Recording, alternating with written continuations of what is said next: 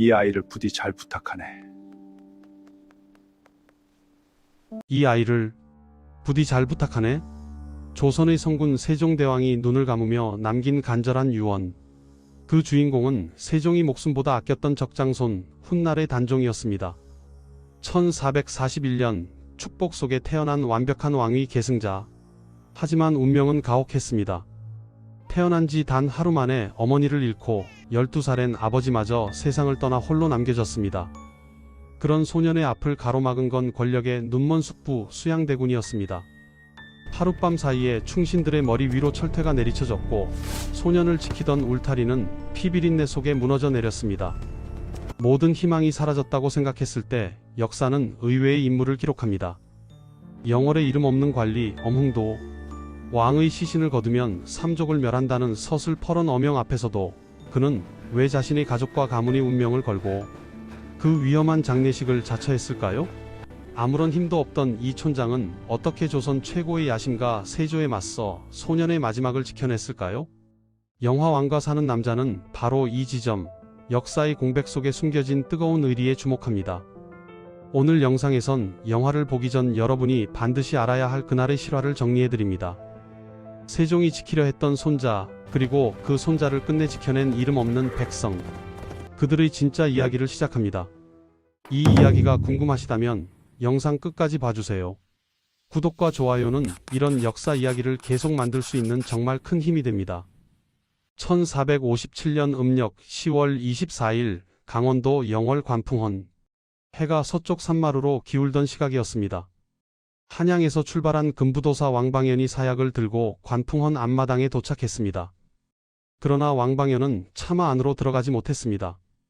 뜰 앞에서 머뭇거리며 발을 옮기지 못하는 그에게 나장이 다그쳤습니다. 시각이 늦어집니다. 어서 들어가십시오. 왕방연의 손이 떨렸습니다. 그의 손에 들린 것은 사약이었고 그 사약을 받아야 할 사람은 불과 얼마 전까지 이 나라의 왕이었던 17살의 소년이었습니다. 하는 수 없이 뜰 가운데로 들어가 엎드렸습니다. 이마가 차가운 돌바닥에 닿았습니다. 그때 안쪽에서 문이 열리는 소리가 들렸습니다. 한 소년이 천천히 걸어 나왔습니다. 익성관을 쓰고 골룡포를 갖춘 채였습니다. 비록 노산군으로 강봉된 패왕이었지만 마지막 순간만큼은 왕의 위엄을 지키겠다는 듯 등을 고추세우고 있었습니다. 조선 제6대 임금 단종, 본명 이홍이. 그때 나이만 16, 한국 나이로 17이었습니다. 단종이 물었습니다. 어인일로 왔는가? 왕방연은 고개를 들지 못했습니다. 입술이 파르르 떨렸으나 한마디도 내뱉지 못했습니다. 침묵이 흘렀습니다. 그 짧은 침묵 속에서 단종은 모든 것을 알아차렸을 것입니다. 숙부 세조가 보낸 사자가 무엇을 가져왔는지를. 숙부 금성대군이 사사되었다는 소식은 이미 들은 뒤였습니다. 장인 송현수가 교형에 처해졌다는 소식도. 이제 남은 것은 자신의 차례뿐이었습니다. 곁에서 단종을 모시던 통인 하나가 앞으로 나섰습니다. 공을 세우겠다며 스스로 그 일을 자청했습니다. 활줄에 긴 노끈을 이어 단종이 앉은 좌석 뒤 창문으로 끈을 넘겨 잡아당겼습니다. 연려실 기술의 기록에 따르면 단종은 9구멍에서 피가 흘러 즉사했다고 합니다. 세조실록에는 노산군이 금성대군과 장인 송현수의 죽음을 듣고 슬픔을 이기지 못해 스스로 목매어 죽었다고 기록되어 있습니다. 그러나 후대 선조실록에서 기대승은 의금부의 사약 기록이 남아있고 당시 사형 장면을 현지인이 기록했으며 관찰사가 이를 보았다는 것을 근거로 타사를 주장했습니다. 중종대 유학자 음의 이자는 세조실록의 기록은 쥐새끼와 여우새끼들의 아첨하는 간사한 붓장난이니 속지 말라고 대놓고 비판하기도 했습니다. 어떤 방식이었든 17살 소년왕은 그렇게 생을 마감했습니다. 그리고 시신은 동강에 버려졌습니다. 세조의 명이 떨어졌습니다. 시신을 거두는 자는 삼족을 멸하리라. 삼족멸문. 본인은 물론이고 아버지 쪽, 어머니 쪽, 아내 쪽 3대를 모조리 죽이겠다는 뜻이었습니다. 영월의 관리도 백성도 누구 하나 단종의 시신에 손을 대지 못했습니다. 강바람이 시신의 옷자락을 적시고 물고기가 곁을 맴돌았습니다. 조선 왕조 27명의 왕 가운데 시신이 방치된 왕은 단종이 유일했습니다. 그때였습니다. 어둠 속에서 한 사내가 강가로 내려왔습니다. 영월의 호장 엄흥도. 그의 아내가 소매를 붙잡았습니다. 제발 가지 마십시오. 당신이 시신의 손을 대면 우리 식구가 모두 죽습니다. 엄흥도가 아내의 손을 조용히 내려놓으며 말했습니다. 위선피와 오소감심. 선한 일을 하다 화를 당하더라도 내가 달게 받겠다. 누가 상상이나 했을까요? 세종대왕의 적장손이 이름도 없는 무덤에 묻히게 될 줄을. 과연 무엇이 이 소년을 이 지경으로 만들었을까요? 그리고 엄흥도라는 무명의 호장은 어떻게 단종과 인연을 맺게 되었을까요? 이제 시간을 16년 전으로 돌려보겠습니다. 1441년 음력 7월 23일 경복궁에 경사가 났습니다. 당시 왕세자였던 문종과 세자빈 권씨 사이에서 아들이 태어난 것입니다. 세종의 첫 적장손, 이름은 이홍이, 훗날 단종이 되는 아이였습니다. 세종대왕은 기뻐 어쩔 줄 몰랐습니다. 조선 건국 이래 최초의 왕세손이었기 때문입니다. 적장자의 적장자. 이보다 완벽한 정통성은 조선 472년 역사를 통틀어도 찾기 어려웠습니다. 세종의 아들 18명 가운데 장남 문종의 적장자로 태어난 이 아이야말로 조선의 미래 그 자체였습니다. 그러나 기쁨은 단 하루를 넘기지 못했습니다. 아이를 낳은 다음 날 세자빈 권씨가 산용열로 세상을 떠났습니다. 태어나자마자 어머니를 잃은 아이. 젖도 물리지 못한 채 어머니와 이별한 것입니다. 세종은 가슴이 찢어지는 심정이었을 것입니다. 왕후 소헌왕후와 의논하여 자신의 후궁인 혜빈 양씨에게 어린 세손을 맡겼습니다. 혜빈 양씨는 세손에게 조목벌 되는 여인이었지만 어린 홍이를 친자식처럼 보살폈습니다. 세종은 이 손자를 유독 사랑했습니다. 어쩌면 태어나자마자 어머니를 잃은 이 아이가 안쓰러워서였을 것입니다. 세종은 원손을 안고 뜰을 거닐며 신하들에게 보여주기도 했습니다. 1448년 홍이가 8살이 되던 해 세종은 그를 왕세손으로 책봉했습니다. 조선 역사상 전례가 없는 일이었습니다. 왕세자도 아닌 왕세손을 미리 책봉한다는 것은 세종이 그만큼 장남 문종의 건강을 걱정하고 이 아이의 미래에 대한 불안을 느끼고 있었다는 뜻이었습니다. 문종은 세종의 학자적 기질을 그대로 물려받은 인물이었습니다. 세종 말년 세종이 병으로 국정을 돌보기 어려워지자 실질적으로 약 7년간 대리청정을 할 만큼 유능한 왕세자였습니다. 그러나 문종에게는 치명적인 약점이 있었습니다. 몸이 약했다는 것입니다. 세종의 3년상과 소헌왕후의 상을 연달아 치르면서 등창이 재발하여 건강이 급격히 악화되었습니다. 세종은 자신이 세상을 뜨기 전 집현전 학사들을 불러 따로 당부했습니다. 내가 죽고 문종마저 일찍 세상을 뜨면 이 어린 세손이 보위에 오를 것이다. 그때 너희들이 이 아이를 부디 잘 보살펴달라. 성산문 박팽년 하위지 이계 유성원. 세종의 신임을 한몸에 받던 집현전 학사들은 눈물을 글썽이며 고개를 숙여 맹세했습니다. 그러나 불행은 예고 없이 그것도 빠르게 찾아왔습니다. 1450년 소헌왕후가 먼저 세상을 떠났습니다. 같은 해 세종대왕마저 승하했습니다. 어린 홍이에게는 할머니와 할아버지를 동시에 잃은 해였습니다. 이제 마지막 남은 보호자는 아버지 문종뿐이었습니다. 문종이 즉위하여 아들을 왕세자로 책봉하고 국정에 힘썼지만 이미 건강은 회복할 수 없는 상태였습니다. 문종은 자신의 시간이 얼마 남지 않았음을 직감했습니다. 영의정 황보인, 좌의정 김종서에게 불렀습니다. 내 아들을 부탁하오. 세종대왕의 유지를 받들어 이 아이를 끝까지 보살펴 주시오. 문종의 눈에서 눈물이 흘렀습니다. 자신이 7년만 더 살았다면 아들이 성인이 되어 자력으로 왕자를 지킬 수 있었을 것입니다. 그러나 하늘은 그 시간을 허락하지 않았습니다. 1452년 5월 문종이 재위 2년 2개월 만에 37의 나이로 세상을 떠났습니다. 12살 소년 이홍이가 조선의 왕좌에 올랐습니다. 조선 제6대 왕 단종의 즉위였습니다. 수렴청정을 해줄 대왕대비도 왕대비도 없었습니다. 어머니는 태어난 다음 날 죽었고 할머니와 할아버지는 이미 세상에 없었으며 아버지마저 곁을 떠났습니다. 세상에 태어나 12해 만에 이 아이 곁에 남은 피부치는 아무도 없었습니다. 12살 소년이 의지할 수 있는 사람은 오직 김종서와 황보인 그리고 세종이 남긴 집현전 학사들 뿐이었습니다. 하지만 그때는 아무도 몰랐습니다. 이 아이를 지켜줄 사람들이 머지않아 하나씩, 그것도 아주 잔혹한 방법으로 사라질 것이라는 사실을, 그리고 그 잔혹함의 중심에는 아이의 친숙부가 서 있었다는 것을. 단종이 즉위하자 조정의 실권은 문종의 고명을 받은 대신들에게 집중되었습니다. 영의정 황보인과 좌의정 김종서가 국정을 이끌었습니다. 특히 김종서는 두만강 유역의 육진을 개척하여 조선의 국경선을 확정한 위대한 무신이자 정치가였습니다. 큰 범이라는 별명에 걸맞게 그는 어린 왕의 방패가 되어 조정을 장악하고 있었습니다. 당시 인사체계는 이른바 황표정사로 운영되었습니다. 대신들이 후보자 셋을 뽑아 이름 옆에 누런 종이를 붙여 올리면 왕이 이를 낙점하는 방식이었습니다. 실질적으로 대신들이 권력을 행사하는 구조였고 12살 소년 왕은 도장을 찍는 것 외에 할 수 있는 일이 거의 없었습니다. 세종의 둘째 아들 수양대군은 이 상황을 예의주시하고 있었습니다. 어려서부터 무예에 뛰어났던 수양대군은 활 16발로 사슴 16마리를 잡아 태조를 닮았다는 찬사를 들을 정도의 인물이었습니다. 북한산 보현봉에서 규표를 들고 해지는 것을 관측할 때 다른 사람들은 험한 산세에 다리가 떨려 엎어졌지만 수양대군만은 평지를 걷듯 거뜬히 내려왔다고 합니다. 문무를 겸비한 야심가. 그는 형 문종이 세상을 뜨고 어린 조카가 왕좌에 앉은 순간부터 기회를 엿보기 시작했습니다. 수양대군은 신복을 모으기 시작했습니다. 경덕궁의 궁지기에 불과했던 한명회를 발탁한 것이 결정적이었습니다. 한명회는 비록 미천한 출신이었지만 모략과 권모술수에 있어서는 당대 최고의 인물이었습니다. 수양대군은 한명회를 통해 홍윤성, 양정, 홍달손 등 무인 30여 명을 포섭했고 권람을 모사로 삼았습니다.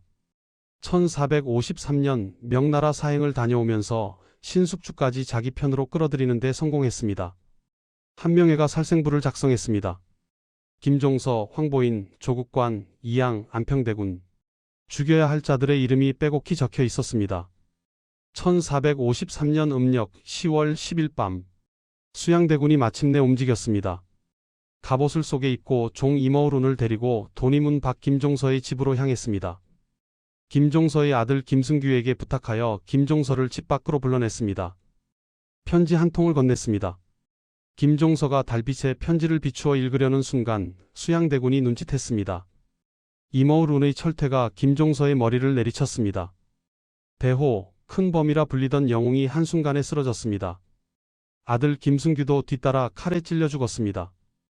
육진을 개척하고 조선의 국경을 만든 위대한 무신의 최우치고는 너무나도 허무한 죽음이었습니다. 수양대군은 곧장 궁궐로 달려갔습니다. 입직승지 최양을 불러 김종서가 안평대군과 결탁하여 반역을 꾀하여 사세가 급박함으로 미처 임금께 아뢰지 못하고 처단했다고 보고했습니다. 그리고 왕의 명을 빙자하여 조정 대신들을 모두 입궐하게 했습니다. 13살 단종이 숙부에게 살려주십시오라고 애원했다는 기록이 남아 있습니다. 그러나 숙부의 귀에는 조카의 애원이 들리지 않았습니다.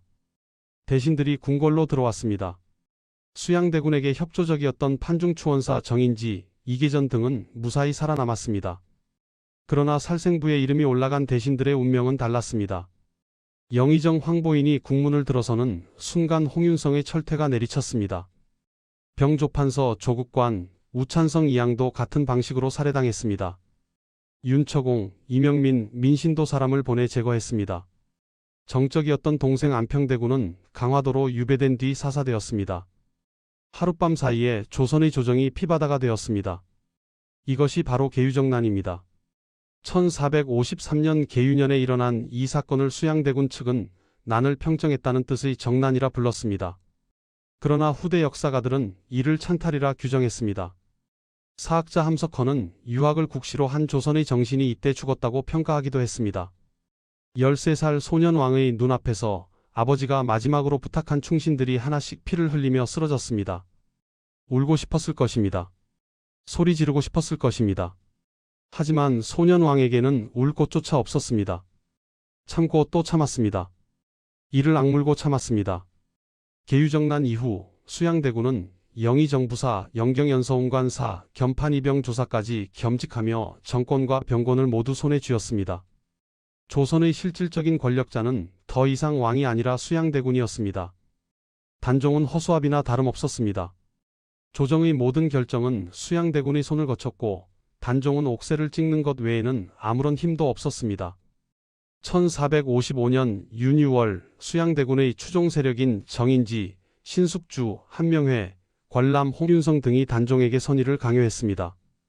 전하, 선의하시는 것이 종사를 위한 도리이옵니다. 이것은 청유가 아니라 협박이었습니다. 칼날 위에 놓인 강제된 양유였습니다. 15살 소년 왕은 왕자를 내놓았습니다. 형식상 자발적 선의였지만 단종에게 선택지란 없었습니다. 단종은 상황이 되어 수강궁으로 물러났습니다.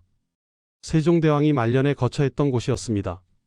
할아버지가 살았던 그 궁에서 손자는 패왕으로 유폐되었습니다. 수양대군이 조선 제7대 왕 세조로 즉위했습니다. 그러나 세종의 유지를 받던 사람들은 포기하지 않았습니다. 1455년 10월경부터 성삼문, 박팽년 등 치편전 학사 출신들은 비밀리에 단종 보기를 모의하기 시작했습니다. 성삼문의 아버지 성승, 무신 유흥부, 단종의 외수권자신 등이 뜻을 함께했습니다. 1456년 6월 명나라 사신을 위한 연회가 창덕궁에서 열리기로 했습니다. 세조과 상왕 단종과 함께 참석하는 자리였습니다. 성삼문 등은 이날을 거사일로 잡았습니다. 왕의 좌우에 큰 칼을 들고 서는 벼룬검을 맡은 성승과 유흥부가 세조와 의경세자, 부자 및 측근을 한꺼번에 처단한다는 것이 계획이었습니다. 6월 1일 연회가 열렸습니다. 성승과 유흥부가 벼룬검으로 세조의 좌우에 섰습니다. 심장이 쿵쾅거렸을 것입니다. 거사가 성공하면 단종이 복이 되고 실패하면 삼족이 멸문당할 것이었습니다. 그런데 그 순간 세조가 전내가 좁다며 벼룬검을 두지 말라고 명했습니다. 한명회의 귀띔이 있었다는 설도, 세조 스스로의 직감이었다는 설도 있습니다. 성삼문이 벼룬검을 없앨 수 없다고 반대했으나 신숙주가 세조의 뜻에 동조하여 운검은 취소되었습니다. 거사의 핵심인 벼룬검이 빠지면서 계획은 좌절되었습니다. 그리고 결정적인 배신이 일어났습니다. 동조자 김질이 자신의 장인인 영의정 정창손을 찾아갔습니다. 정창손은 사위를 설득했습니다. 지금이라도 세조에게 고하면 목숨을 보전할 수 있다. 김질은 세조에게 밀고 했습니다. 세조의 분노는 걷잡을 수 없었습니다. 성삼문이 의금부에 끌려왔습니다. 세조가 직접 신문했습니다. 혹독한 고문이 가해졌습니다. 팔다리의 살을 달구어진 쇠로 찢었지만 성삼문은 굴하지 않았습니다. 신문장에 오랜 벗 신숙주가 세조 옆에 서 있는 것을 본 성삼문이 눈을 부릅뜨며 소리쳤습니다. 옛날 너와 함께 집현전에 있을 때 세종대왕께서 원손을 안고 뜰을 거닐며 세월이 흐른 뒤에 이 아이를 잘 보살펴달라 당부하셨다. 그 말씀이 아직 귓전에 남았는데 내가 어찌 이럴 수 있는가? 세조가 물었습니다. 그래, 나를 왕으로 인정하느냐? 성삼문이 답했습니다. 상왕이 계시거늘 나리가 어찌 저를 신하라 하겠습니까? 성삼문, 하위지, 이계, 유흥부는 군기감 앞에서 거열형에 처해졌습니다. 몸이 4조각으로 찢기는 극형이었습니다. 박팽년은 옥중에서 죽었고 유성원은 잡히기 전에 자결했습니다. 연루자 70여 명이 처형되거나 화를 입었습니다.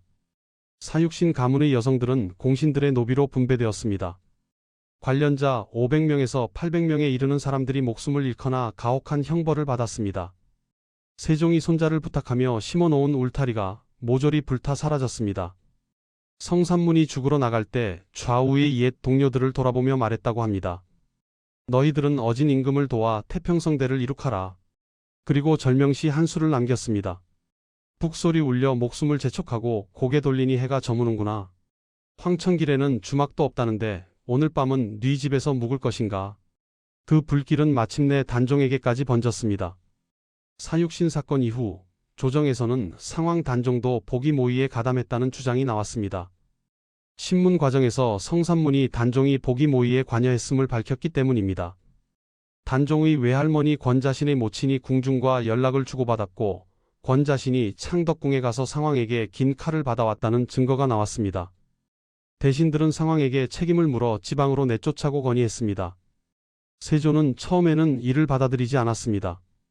그러나 1457년 6월 단종의 장인 송현수와 권환이 역모를 꾸민다는 고변이 들어오자 세조는 생각을 바꾸었습니다. 단종을 노상군으로 강봉하고 궁에서 내보내 영월에 안치하라는 명을 내렸습니다. 1457년 음력 6월 22일 단종은 창덕궁 도나문을 나섰습니다. 첨지 중추원사 어득해가 군사 50명을 이끌고 호송했습니다. 한양에서 영월까지 약 400리 산과 고개가 이어지는 험난한 길이었습니다. 소녀는 낡은 나묘에 올라탔습니다.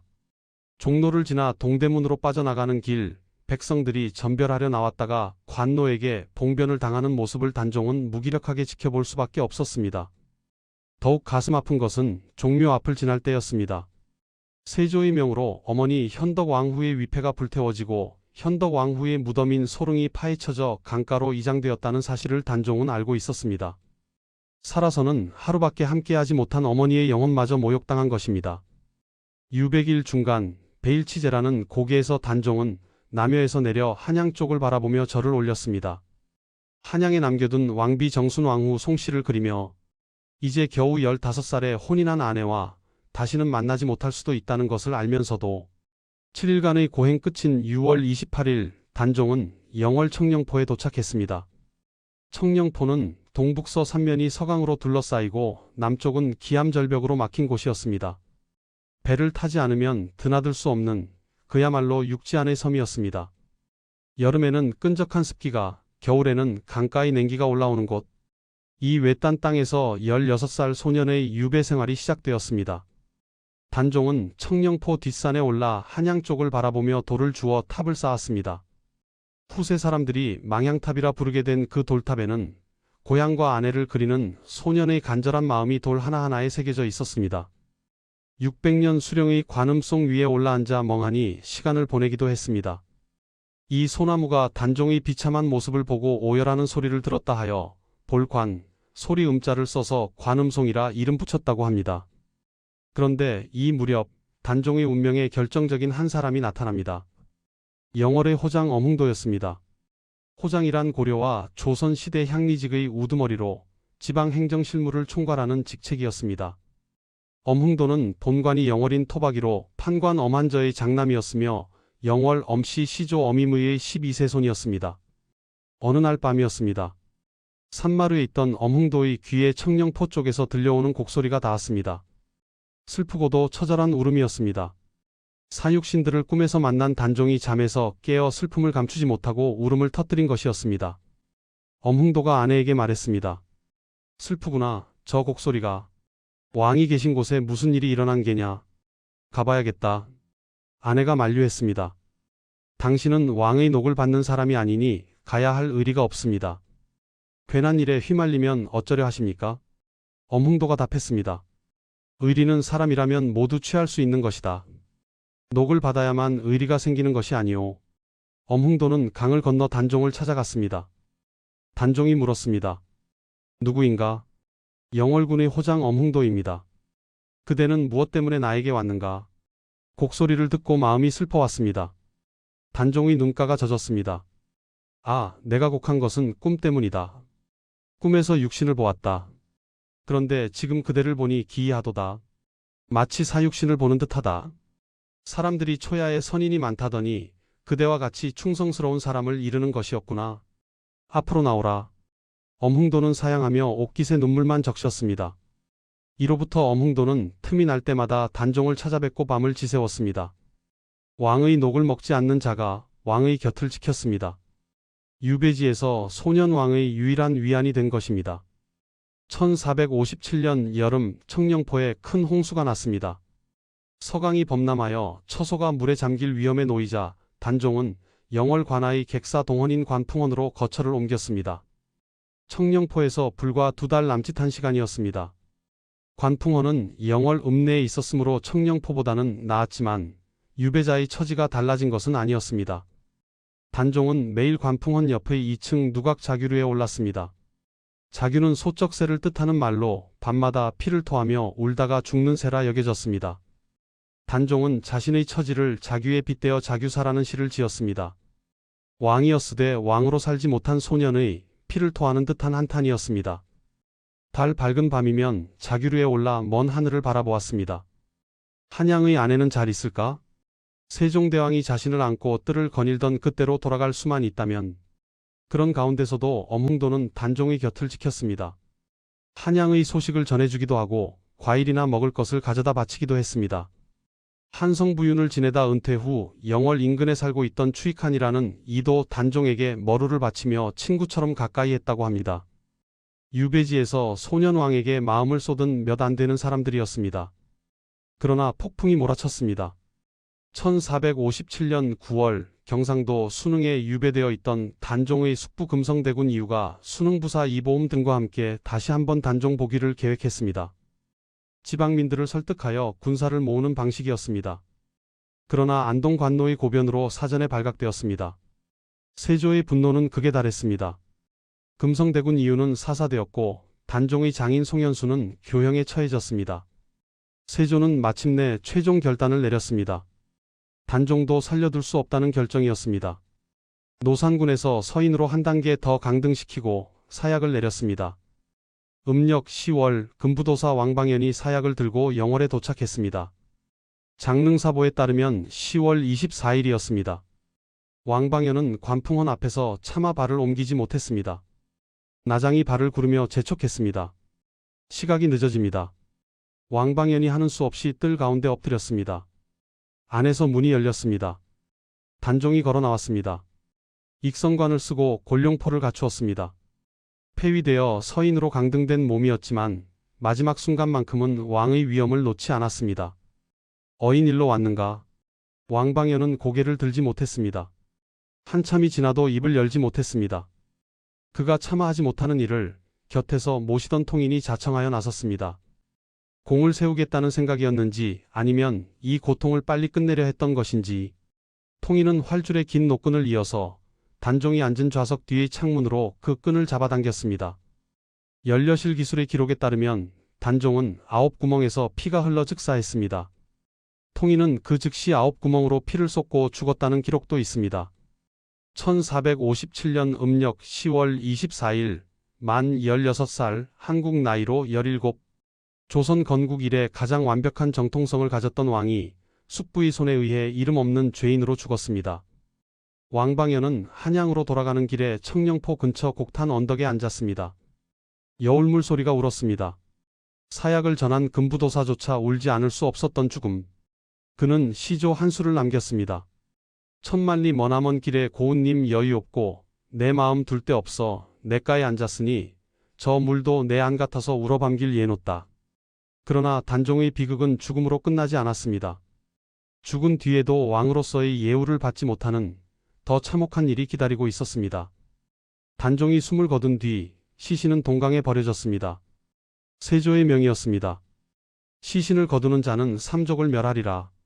이 명은 단종에 대한 어떠한 동정도 추모도 허락하지 않겠다는 서슬퍼런 경고였습니다. 이 엄명 앞에 영월의 관리도 아전도 백성도 누구 하나 단종의 시신에 손을 대지 못했습니다. 조선 왕조 472년 역사에서 27명의 왕이 있었지만 시신이 방치된 왕은 단종이 유일했습니다. 강바람이 불었습니다. 동강의 차가운 물이 시신의 옷자락을 적셨습니다. 하루가 지나도 이틀이 지나도 아무도 오지 않았습니다. 엄흥도의 마음은 찢어지는 듯 했을 것입니다.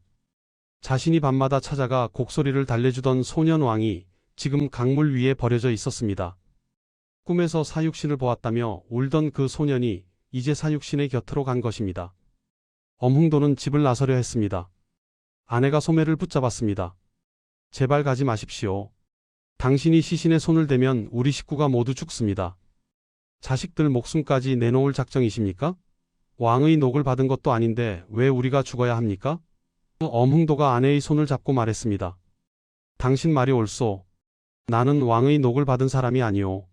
하지만 사람의 도리까지 버릴 수는 없으오. 임금의 시신이 강물 위에 버려져 물고기 밥이 되는 것을 보고도 어찌 사람이라 할 수 있겠소. 위선피와 오소감심. 선한 일을 하다 화를 당하더라도 내가 달게 받겠소. 다만 당신과 아이들에게 미안할 뿐이오. 아내는 더 이상 말리지 못했습니다. 눈물만 흘렸습니다. 엄흥도는 혼자서 관을 마련했습니다. 장례기구 일체를 손수 준비했습니다. 그리고 아들들을 불렀습니다. 오늘 밤 나와 함께 가자. 한밤중이었습니다. 엄흥도와 아들들은 동강으로 내려가 단종의 시신을 수습했습니다. 차디찬 소년왕의 몸을 관에 모시고 정중하게 장례 절차를 갖추었습니다. 그리고 관을 짊어지고 영월 엄씨의 선산인 동을지산으로 향했습니다. 영월 읍내에서 북쪽으로 약 5리 떨어진 곳이었습니다. 그런데 하늘이 도운 것일까요? 아니면 시련을 더한 것일까요? 매서운 눈보라가 몰아쳤습니다. 온 산이 흰 눈으로 뒤덮여 맨 땅을 찾을 수 없었습니다. 관을 내려놓을 곳이 보이지 않았습니다. 눈 속을 헤매며 발이 시려오고 숨이 차올랐지만 엄흥도는 멈추지 않았습니다. 그때였습니다.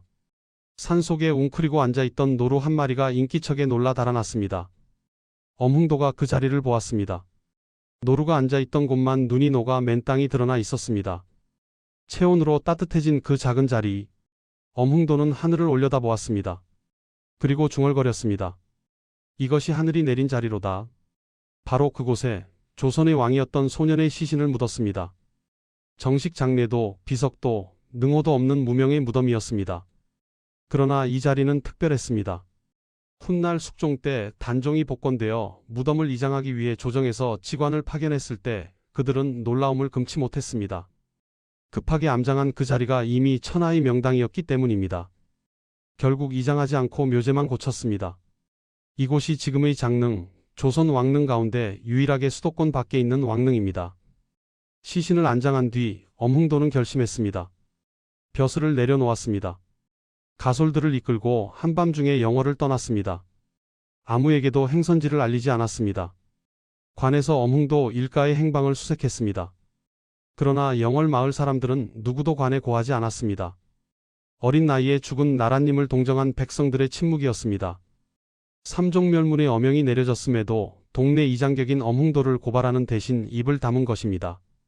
조정도 이미 주거 위협이 되지 못하는 단종의 시신까지 찾아 파헤칠 필요성을 느끼지 못했는지 더 이상 추적하지 않았습니다. 엄흥도는 영월을 떠나 충청도 계룡산 동학사에서 단종의 3년상을 치렀다고 전해집니다. 그리고 경북 문경 근처로 들어가 은둔하며 조용히 여생을 마감했습니다. 현재 문경에는 그를 기리는 충절사라는 사당이 있습니다.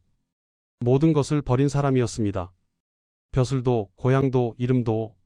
그러나 그가 끝까지 버리지 않은 것이 하나 있었습니다. 사람으로서의 도리, 의리라는 두 글자였습니다. 단종이 차가운 영월의 흙 속에 묻히고 엄흥도가 자취를 감춘 뒤 한양의 역사는 잔혹하리만큼 빠르게 흘러갔습니다. 승리한 세조의 치세가 이어졌고 단종이라는 이름은 조선에서 금기어가 되었습니다. 그 이름을 입에 올리는 것만으로도 영모가 되었고 그를 위해 울어주는 것조차 반역이 되던 시대였습니다.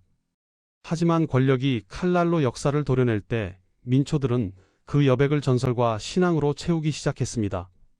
단종이 죽은 후 영월에는 기이한 이야기들이 돌기 시작했습니다. 단종이 사약을 받던 날 영월의 하급 관리였던 추익한의 꿈에 단종이 나타났다는 기록이 전해집니다. 꿈속에서 단종은 익성관을 쓰고 곤룡포를 입은 채 백마를 타고 태백산으로 향하고 있었습니다. 추익한이 전하, 어디로 가십니까? 라고 묻자 단종은 나는 이제 태백산의 산신이 되러 간다며 홀연히 사라졌다고 합니다. 이 이야기는 단순한 괴담이 아니었습니다. 이는 억울하게 죽은 어린 왕을 참아 보낼 수 없었던 민초들의 간절한 염원이었습니다.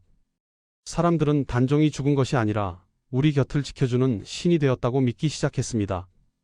실제로 지금도 영월과 태백 일대에는 단종을 산신으로 모시는 사당이 곳곳에 남아 있습니다. 왕으로서는 실패했을지 모르나 백성들의 마음속에서는 영원히 죽지 않는 신령으로 부활한 것입니다. 반면 현실에서의 단종은 철저히 버림받았습니다. 세조 이후의 왕들에게 단종은 존재 자체가 정통성을 위협하는 아킬레스건이었습니다. 단종의 묘는 공식적으로 노산군묘라 불렸으나 관리는커녕 위치조차 제대로 기록되지 않았습니다. 엄흥도가 몰래 묻은 그 자리는 자풀이 우거진 채 황폐해져 갔습니다. 놀라운 점은 영월의 관리들이 이 무덤을 돌보려 할 때마다 기이한 일들이 벌어졌다는 사실입니다. 중종시대의 기록에 따르면 단종의 무덤을 찾아 정비하려 했던 군수들이 부임하자마자 갑자기 급사하는 일이 연달아 발생했습니다. 왕의 원혼이 서려 있다. 무덤에 손을 대면 화를 당한다는 흉흉한 소문이 돌면서 관원들조차 단종의 묘를 찾는 것을 두려워했습니다. 역사는 이를 저주라 기록했지만 어쩌면 그것은 세조의 후손들이 다스리는 나라에 자신의 몸을 내어주고 싶지 않았던 소년 왕의 마지막 거부였을지도 모릅니다. 이 거대한 침묵의 벽을 처음으로 깨뜨린 인물은 중종 36년 1541년 영월 군수로 부임한 박충원이었습니다. 앞선 군수들이 줄줄이 목숨을 잃자 모두가 영월 부임을 꺼릴 때 박충원은 죽음을 각오하고 단종의 묘를 찾아 나섰습니다. 그는 마침내 엄흥도가 노루가 앉았던 자리에 마련했던 그 작은 분봉을 찾아냈습니다. 박충원은 단순히 묘를 찾은 것에 그치지 않고 정성껏 제문을 지어 제사를 올렸습니다. 놀랍게도 그가 제사를 올린 뒤부터 영월 군수들이 급사하는 일이 멈췄다고 합니다. 이는 단종의 억울함이 조금이나마 풀리기 시작했음을 상징하는 사건이었습니다. 비록 왕의 예우를 받는 능은 아니었지만 이때부터 단종의 묘는 비로소 찾을 수 있는 곳이 되었습니다. 엄흥도가 목숨 걸고 지켰던 그 한 평의 땅이 80여 년 만에 비로소 세상의 빛을 보게 된 것입니다. 16세기에 접어들어 조선의 정치적 주도권이 훈구파에서 살인파로 넘어가면서 단종의 이야기는 새로운 국면을 맞이합니다. 도덕과 명분, 그리고 의리를 목숨보다 소중히 여겼던 살인들에게 단종을 위해 죽어간 사육신과 엄흥도는 그들이 지향해야 할 완벽한 인간상이었습니다. 조광조를 비롯한 살인들은 조심스럽게 단종의 복권을 주장하기 시작했습니다. 그들은 임금을 향한 일편단심을 지킨 자들이 어찌 역적일 수 있는가라고 물었습니다. 선조시대에 이르러서는 사육신의 후손들이 관직에 등용되기 시작했고 단종의 묘역에 비석을 세우는 등 점진적인 명예회복이 이루어집니다. 하지만 여전히 한계는 있었습니다. 단종은 여전히 노상군이라는 죄인의 신분이었고 세조의 찬탈을 정면으로 비판하는 것은 금기 중의 금기였습니다. 단종과 엄흥도의 이야기는 낮에는 숨겨진 비사로, 밤에는 눈물 없이는 들을 수 있는 야사로 입에서 입으로 전해지며 200년의 세월을 견뎌냈습니다.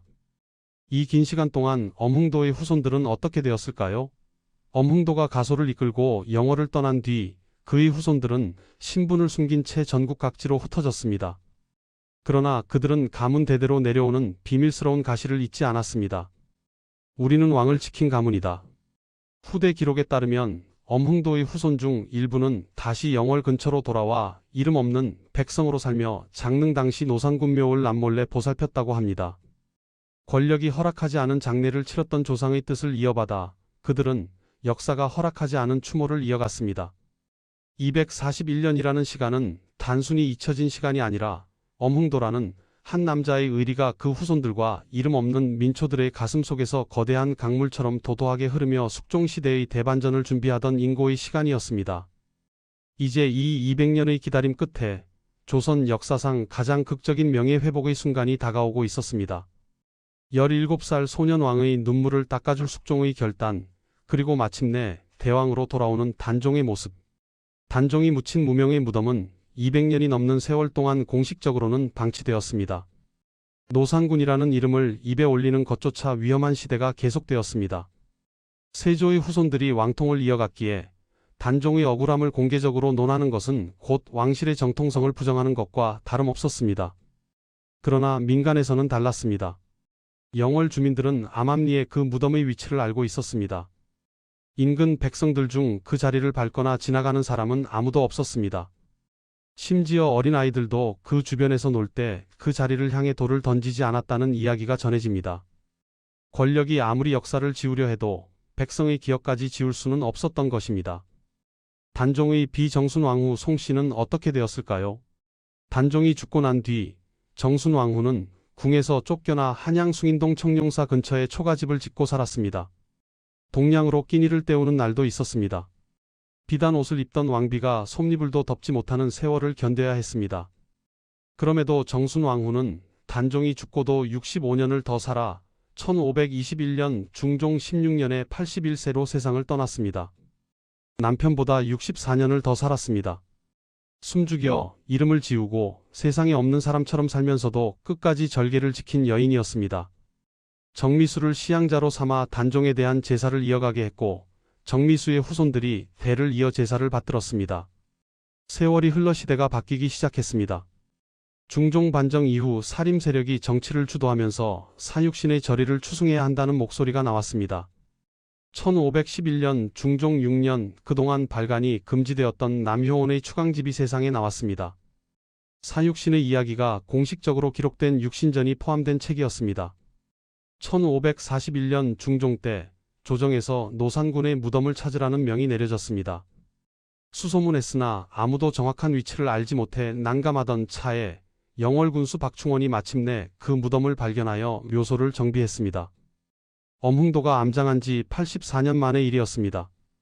1585년 선조 18년에는 엄흥도의 종손인 정병 엄한례에게 호역을 면제하고 노산군의 묘역을 수호하게 했습니다. 엄흥도의 충절이 비로소 공식적으로 인정받기 시작한 것입니다. 그리고 마침내 1698년 숙종 24년 역사적인 결정이 내려졌습니다. 단종이 왕으로 복위된 것입니다. 241년 만이었습니다. 노산군이라는 치욕의 이름이 벗겨지고 예를 지키고 의를 잡는다는 뜻의 단종이라는 묘호가 올려졌습니다. 정식 시호는 단종 원문공의 서우장 순안대왕. 17살 소년이 이름 없는 죄인으로 잠든 지 무려 241년 만에 되찾은 이름이었습니다. 숙종은 단종을 복위시키며 그를 끝까지 지켰던 이들에게도 최고의 예우를 갖추었습니다. 사육신은 충절의 상징으로 복권되었고 무엇보다 모두가 외면할 때 시신을 거두었던 엄흥도의 이름이 역사 전면에 등장했습니다. 숙종은 엄흥도의 충심을 기리며 그를 공조판서로 추증했고 영월에 그를 기리는 정려문을 세웠습니다. 권력이 칼날로 지우려 했던 한 남자의 의리가 200년이 넘는 세월을 버텨내어 마침내 승리한 것입니다. 여러분, 영월 장릉에 가보시면 한 가지 기이한 풍경을 보실 수 있습니다. 왕의 능 앞에 충신들의 위패를 모신 배식단이 있는데 그 중에서도 가장 낮은 신분이었던 호장 엄흥도의 이름이 당당히 새겨져 있습니다. 조선의 수많은 충신 중에서도 왕의 무덤 곁을 지키는 가장 가까운 파수꾼이 된 것이죠. 단종과 엄흥도의 이야기는 우리에게 묻습니다. 모두가 권력 앞에 무릎 꿇을 때 당신은 인간의 도리를 위해 목숨을 걸 수 있는가? 영화 왕과 사는 남자는 바로 이 묵직한 질문을 스크린으로 옮겨왔습니다. 17살 소년 왕의 고독한 눈빛과 그를 업고 눈보라 속을 걸었던 촌장의 거친 숨소리. 이제 이 비극적인 실화를 바탕으로 영화 속 장면들을 마주해 보시기 바랍니다. 아마 영화가 끝난 뒤에도 영월의 차가운 강바람과 엄흥도의 뜨거운 진심이 한동안 여러분의 가슴을 떠나지 않을 것입니다. 역사가 미처 다 기록하지 못한 그날의 더 깊은 이야기들이 궁금하시다면 영화관에서 직접 확인해 보시는 건 어떨까요? 오늘 제가 준비한 이야기는 여기까지입니다. 끝까지 시청해 주신 여러분께 진심으로 감사드립니다. 구독과 좋아요는 이런 역사 이야기를 계속 만들어가는 데 정말 큰 힘이 됩니다. 다음에 또 좋은 이야기로 만나 뵙겠습니다.